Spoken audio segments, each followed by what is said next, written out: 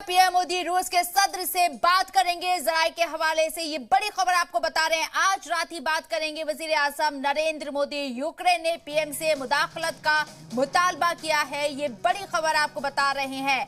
और ये जराये के हवाले से खबर सामने आ रही है कि आज रात ही पीएम मोदी रूस के सदर से बात करेंगे। वाज़ेह रहे कि हिंदुस्तान के रिश्ते रूस और अमेरिका दोनों से बहुत मजबूत है, लेकिन रूस से जब आज जराये के हवाले से खबर सामने आ रही है कि आज वजीर आजम नरेंद्र मोदी बात करेंगे, तो उस बात में क्या हल निकलता है, क्या चर्चा होती है, ये देखना लाजमी होगा। वाज़ेह रहे कि आज सुबह जब रूस और यूक्रेन के बीच जंग छिड़ी, तो उसके बाद यूक्रेन के एम्बेसडर ने मुदाखलत का मुतालबा किया वजीर आजम नरेंद्र मोदी से, हिंदुस्तान से, कि इसका कोई हल निकाला जाए।